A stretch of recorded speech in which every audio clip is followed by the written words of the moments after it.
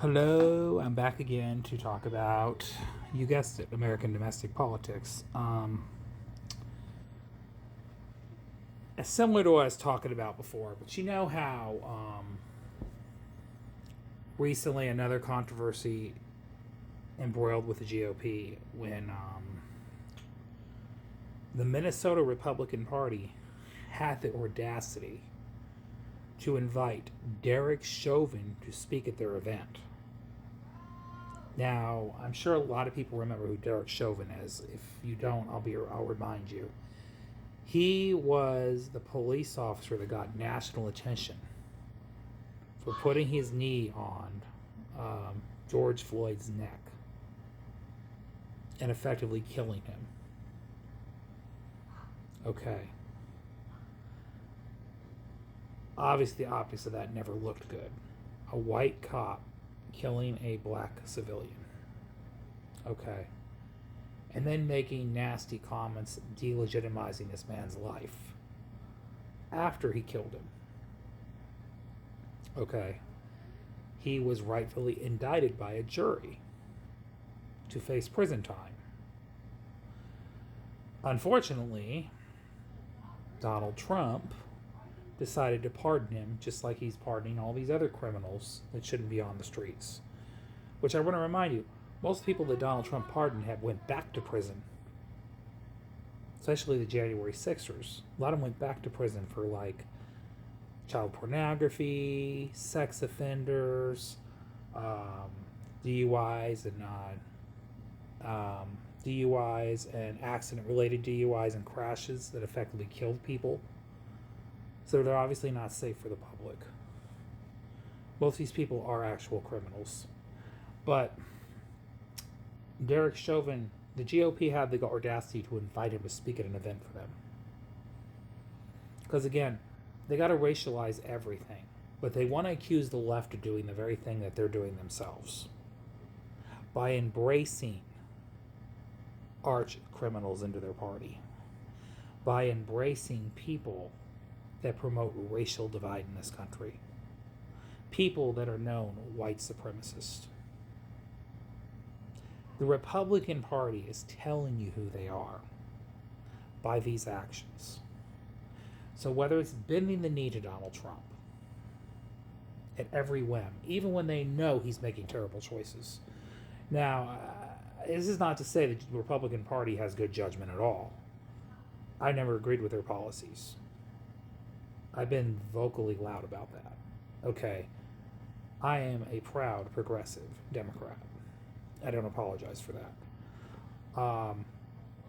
But it's not about agreeing and disagreeing.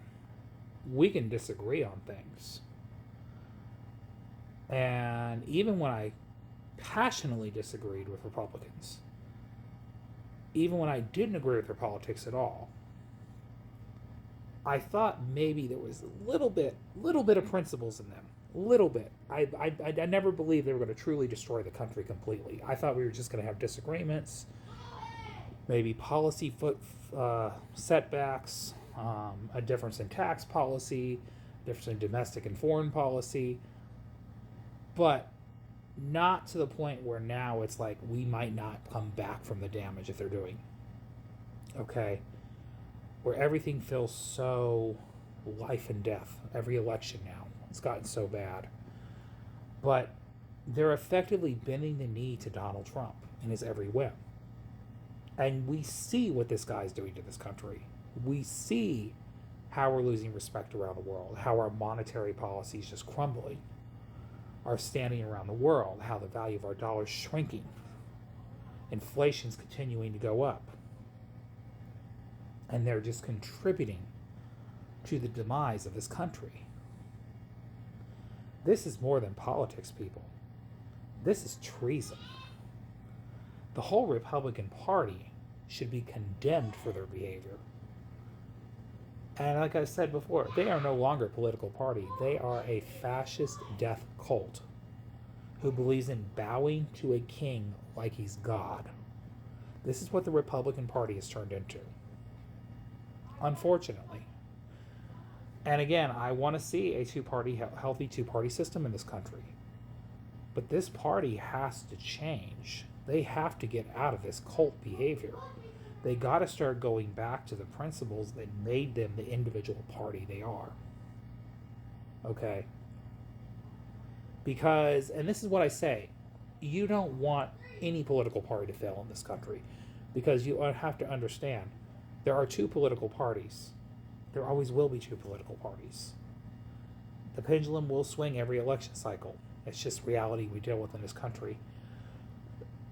But you want to hope that the worst outcome is difference in opinion, difference in policy and direction on certain levels, but nothing that's going to be catastrophic to the health of this nation. Okay? So you do not want any party to fail. You want a two-healthy party system in this country. You just want people to wake up and really want to deal and really want to fix the structural problems in this country to make us better. That is the goal. We can agree to disagree. And I hope to God, when all this noise blows over, that we get back to that point. Because when anybody fails in this country, we all fail. That's just reality. We all fail. And yes, I'm angry like everybody else. I want to see this cult crumble to shambles, because it needs to crumble to save our lives. Because we need something to live. We need something to hope for. We need to crawl out of this darkness, and we can't get out of this any quicker. You know, because what's going on right now, it's not okay. It's not okay. This is catastrophic for our country. You know, this man is looting our treasury. He's blew the deficit over $39 trillion. He's blowing a hole in our deficit for what? They're not fixing anything. They're not saving us any money. He's just taking the money for himself. They're looting the treasury for their own enrichment and just leaving a trail of damage along the way. And just walk away acting like nothing happened. Matter of fact, the inflation numbers just came out today. Our inflation numbers right now are at 4.2%. I want to remind people of where they were at in November of 2024 when everybody was screaming foul under President Biden. 2.4%. Inflation was starting to go down. Again, not nearly quick enough, I agree. But Donald Trump just doubled it in the less than 2 years he's been in office through his bad behavior, his bad foreign policy approaches, trade policy, just terrible domestic choices he made. Effectively, our whole U.S. economy is crumbling and inflation is continuing to go up. All for what, though? What's the end game here? That's what I want to know. What's the end game for this whole noise and disaster? Were people just so bored and demoralized that they wanted to see chaos again? Because we definitely got it. We definitely got it. And we are now the laughingstock of the world. And we are all suffering the repercussions of this. So, if this is what America wanted, we sure the heck got it. That's all I got to say here. Anyways, I will see y'all later. You have a great day. You have a mighty great night. Love y'all. Goodbye.